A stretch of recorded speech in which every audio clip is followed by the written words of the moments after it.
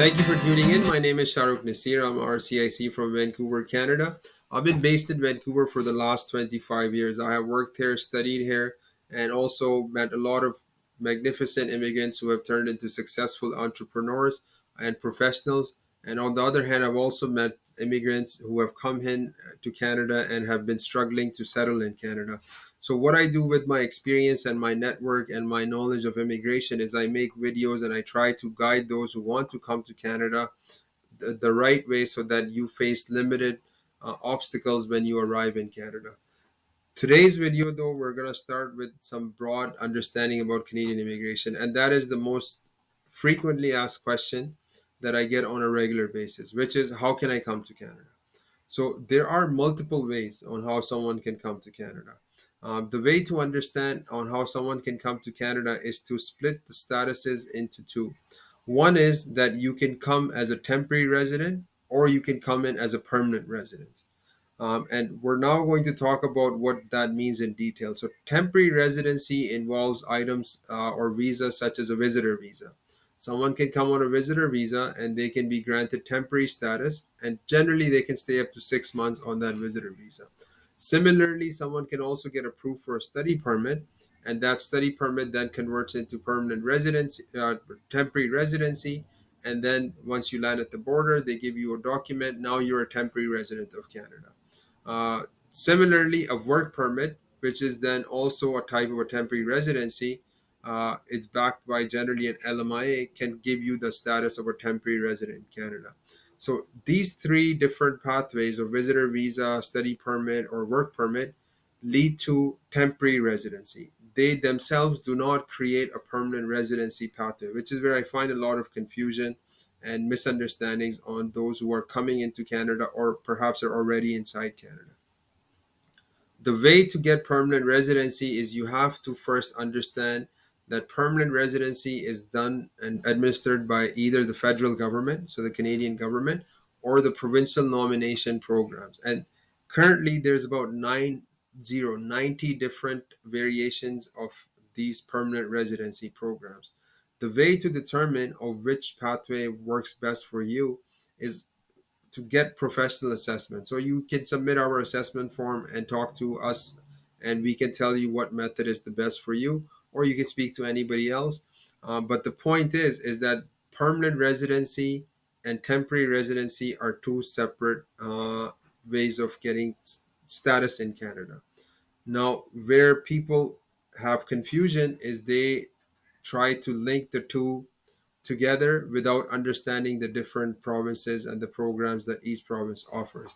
And what I mean by that is every province that is offering permanent residency has some type of a, eligibility requirement in order for someone to get permanent residency. Let's start with the most common ones that people are going to ask me about is how can I get permanent residency without getting a job offer in Canada? So for that, you have to look at provinces such as Saskatchewan. For that, you have to look at provinces such as the Atlantic part of Canada. New Brunswick has a program where they're helping people come to Canada. So does Nova Scotia. So those are generally the ways someone can come to Canada without a job offer. Alberta also has a program where they allow you to submit an expression of interest on the Government of Canada IRCC portal, and then be able to apply. But having said that, aside from that, you are looking at provincial nomination programs that require additional ties to that province. What that means is you need to either have starting off with a friend or relative in that province, such as the cases in Saskatchewan or Manitoba, or you need to either study in those provinces for 1, 2, 3 years, or you need to work in those provinces for a few years, and then you are able to get the level of points or an eligibility where you can apply. Now, adding on top of that, the complexity is that Ontario and BC, where Toronto and Vancouver, those cities are located, uh, these are the most competitive provinces at the moment for getting permanent residency through PNP programs. Unless you are in an occupation in demand industry, such as healthcare, such as early childhood education, such as IT, such as trade workers, welder, carpenters, and plumbers. Aside from these categories, if you are coming in as a fast food supervisor and you have an LMIA for a work permit, it will require some time before you can transition into permanent residency based on the current programs of BC and Ontario. And there is a possibility that even after you stay on a work permit or a study permit for a couple of years, you might not be able to get permanent residency given the competitive nature of these two provinces. Now, the reason why they have become so competitive is because we have a lot of immigrants obviously coming in the last few years. And aside from the immigrants, we have a lot of foreign nationals which are coming in as workers and as international students who are already in these provinces, and they have already accumulated the points to move and apply and be able to get permanent residency. The government The provincial governments, therefore, are increasing the scores, just like it's happening for Express Entry, the federal program. The same thing is happening for the PNP and the Ontario-based program, BCPNP and the Ontario OINP. The programs are getting more difficult to attain. You have a lot of international students here as well in Canada who are essentially able to have an open work permit after they complete their studies, and they are also applying and working with the employer as we speak to get permanent residency. So when you are coming as a applicant from overseas, even if you're on a work permit and you happen to be in one of these competitive provinces such as BC and Ontario, it might take you a few years to get permanent residency.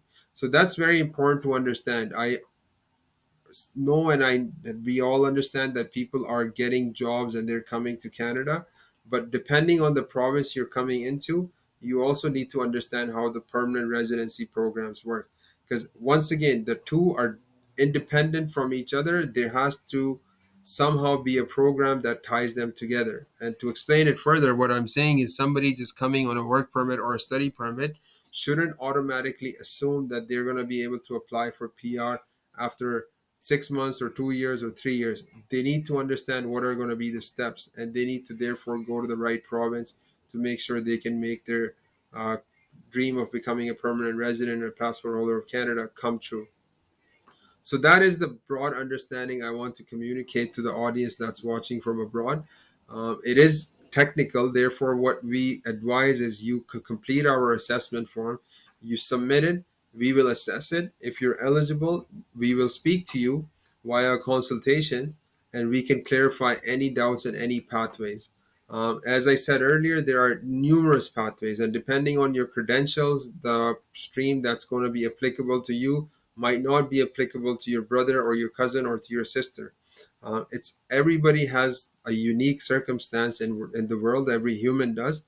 So similarly, when it comes to immigration, we have to, as advisors, as immigration professionals, look at your individual circumstances, and based on your immigration individual circumstances, we can give good guidance on what program is best for you. So I hope this video helped clear some of the doubts about temporary residency and permanent residency. If you do wish to reach out to us, please contact us via completing the assessment form, and we can then help you and guide you further and help your dream of becoming a Canadian resident become a reality.